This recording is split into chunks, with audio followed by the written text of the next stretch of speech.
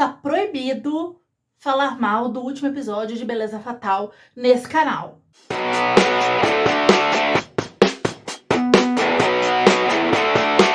Oi, gente! Hoje é sábado, dia 22 de março.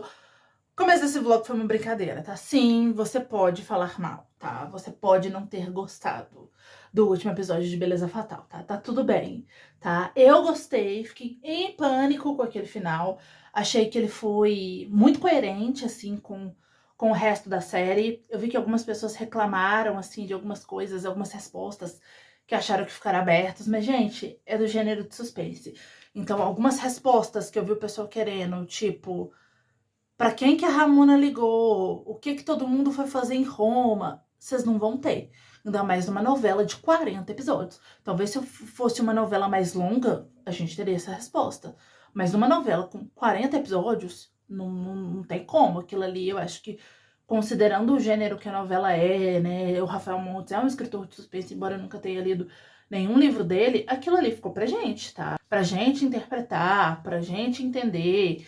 Né, com quem que a Ramona fala, um mistério, né? Terminou com um mistério, né? Eu acho que eu vi até o Rafael falando, assim, vai ser um final clássico de novela, mas do jeitinho dele. E eu acho que foi isso. E assim, eu vi outras pessoas falando que queria que a Elvira e o Lino perdoasse a Sofia. Não, gente. Não, tá? Sabe por quê? Isso eu vou discordar veementemente.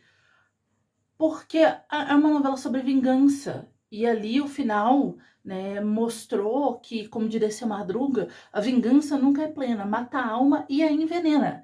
Né? A Sofia, ela acabou sozinha, né? Ela tinha uma família que amava ela perdeu tudo isso, ela perdeu a possibilidade de ser feliz com o Gabriel e ficou igual a Lola.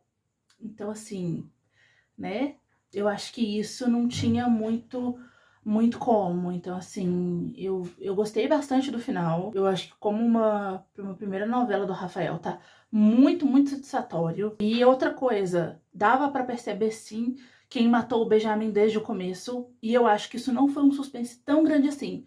Ele queria ter um quem matou, mas como uma novela muito curta, se você prestasse atenção em tudo ali... Não tinha como, tá? Tinha que ser aquela pessoa, porque senão a novela não ia ter um final, né? Então, dito isso, eu gostei, tá? Convido vocês a me contarem aqui embaixo se você assistiu a novela, o que você achou do final. E agora eu tenho o Clube do Livro BH, deixa eu correr, porque eu já estou atrasada.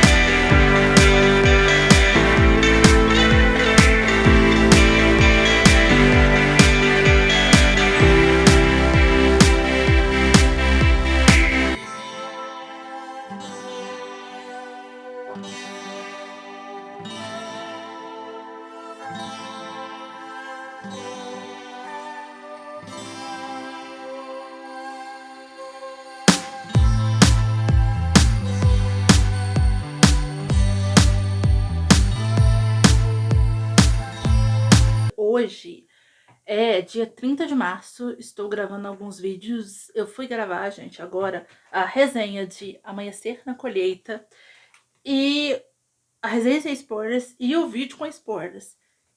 2 vídeos. Lotei o cartão, de tanto que eu falei, tá? Então, assim, a resenha de Amanhecer na Colheita, no momento que vocês estiverem assistindo esse vlog, já vai ter saído. O diário de leitura com spoilers eu não tenho certeza. Mas assim, já deu pra ver que eu falei bastante, né? Falei bastante. O que aconteceu desde a última vez que falamos? Bom, no momento eu estou esperando, né, os arquivos passarem, aí eu decidi gravar esse take aqui com vocês, porque eu gravo pelo celular, porque lotei o meu cartão de memória. Teve o evento, né, do Clube do Livro BH. Tinha, gente, muito tempo que eu não ia, tá? Porque ano passado, nos encontros que aconteceram, né, eu acho que eu consegui em um só, se eu não me engano. Porque os outros, né, que aconteceram depois de maio, eu não consegui nenhum, porque eu estava morando em outro estado.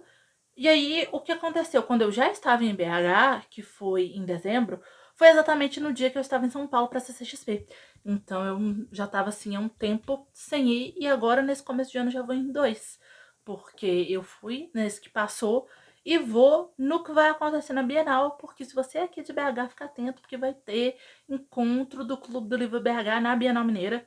Eu também vou estar por lá, então me acompanhe nas minhas redes sociais, porque, né, no Instagram, principalmente, porque lá eu vou avisar os dias certinho que eu pretendo estar na Bienal.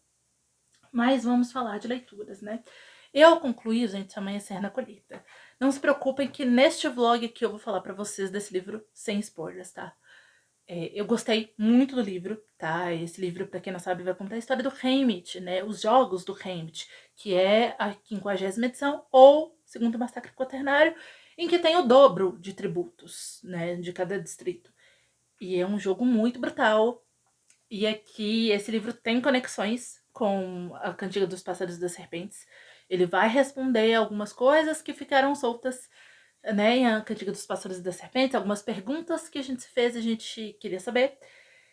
Ao mesmo tempo que ele vai colocar uma pulguinha atrás da nossa orelha sobre a resposta que ele vai dar aqui. Então, né, uma coisa aí relacionada a uma personagem aqui ligada ao Haymitch. E ele vai mostrar, por exemplo, como que os vínculos, né, algumas coisas, algumas alianças que a gente vê em Chamas e em Esperança são formadas, tá? A partir, algumas coisas são plantadas nesse universo a partir daqui. Eu gostei muito desse livro. Eu acho que o Haymitch, ele é um personagem muito cativante, com muitas camadas. Eu acho ele muito parecido com a Katniss. E os dois são personagens muito cativantes. Mas, ao mesmo tempo, é uma história que a gente já sabe, tá? É uma história que já foi contada, muitas partes dela, em Jogos Vorazes, mas é uma história que precisava ser contada para que a gente entenda o quanto que isso aqui é cruel, né? E é genial o que a Suzanne Collins está fazendo ao expandir esse universo, sabe? A cada novo livro ela traz uma camada nova e eu, pelo menos até então, tenho gostado muito, além do que a escrita dela é maravilhosa. Esse livro tem vários socos no estômago, eu terminei, eu tava assim, em prantos de choro. É um livro muito, muito bom, mas é aquilo, né? Eu acho que. Eu falei isso na resenha sem spoilers. O feito dela com os Jogos Vorazes, eu acho que dificilmente ela vai conseguir repetir com qualquer outro livro dentro desse universo. Qualquer outro. E eu acho que ela sabe disso. O peso de Jogos Vorazes, o impacto que os Jogos Vorazes causou, né? E acho que por ser uma trilogia, a própria construção de tudo ali é um feito que eu acho que a Suzanne Collins não vai repetir isso aqui. Eu não estou falando isso aqui menosprezando o trabalho dela como escritora, é porque eu acho que aquilo ali realmente é único, é sensacional. E ela nem tá tentando repetir isso, tá? Então, assim, não vai com a mesma expectativa, tá? É um livro muito bom, mas é um livro de expansão de universo. Não tem como. Você já sabe o que acontece nos Jogos Vorazes. Não tem como um livro que te conte antes te causar o mesmo impacto. Porque Jogos Vorazes a gente não vê só o sofrimento, a gente vê as pessoas lutando para sair dele. E conseguindo. Aqui a gente já vê parte dessa luta. Então, assim, esse aqui chega perto, mas não é a mesma coisa. Então, assim, baixa um pouco a bolinha, mas ao mesmo tempo, gente, é Suzanne Collins, tá? Essa mulher escreve lindamente. Eu amo este universo. E assim, já falei isso aqui na resenha que eu gravei hoje, no diário de leitura que eu gravei com spoilers desse livro. Falei no vídeo que eu fiz sobre a vida da Suzanne Collins e vou repetir aqui o meu clamor para que o próximo livro desse universo seja o livro do Finnick. E eu acho, tá? Eu vou jogar isso aqui e vou passar para o próximo livro que eu tenho que falar. Eu acho que se ela for escrever mais algum livro dentro desse universo, pelas coisas que acontecem aqui, o próximo pode ser o livro do Finnick, tá? Eu acho que o próximo vem aí. Não é possível que essa mulher vai fazer isso com a gente. Dito isso, gente, eu comecei a ler O Mar de Monstros, tá? Tô na página 91. Eu vou começar o capítulo... Peraí que eu desmarquei. 7. Eu vou começar o capítulo 7. Não era pra eu começar a ler este livro nesse momento, tá? Eu ia deixar mais pro final do ano, porque eu vou fazer aquele vlog, né? De Percy Jackson, um livro, né? Do segundo livro, a segunda temporada da série. E a segunda temporada da série deve estrear mais no final do ano. Só que eu tava participando aí de um desafio que eu acabei desistindo de participar. E esse livro era pra cumprir uma das metas desse desafio. E agora eu não quero parar de ler, tá? Porque é um livro curtinho, então rapidinho eu leio. Então o que eu vou fazer? Continuar lendo, né? Então assim, que vocês já sabem que eu estou lendo Mar de Monstros. Gravar já os trechos referentes ao livro, deixar em stand-by. Quando a série sair, eu já gravo, tá? Gente, eu acho que é isso. Por enquanto, eu também decidi que eu finalmente vou sentar e terminar de ler O Olho do Mundo, que é o primeiro livro de A Roda do Tempo, porque eu já tô lendo esse livro há bastante tempo e eu acho que eu quero soltar a resenha dele em breve aqui no canal. Se eu conseguir escrever uma resenha desse livro, vamos ver, né? Porque com alta fantasia nunca se sabe. E aí depois veremos, né, qual será a minha próxima leitura. Mas eu acho que isso é um assunto para um outro vlog, porque em outro take, né, hoje é dia 30. Deve ter provavelmente só mais um take esse vlog.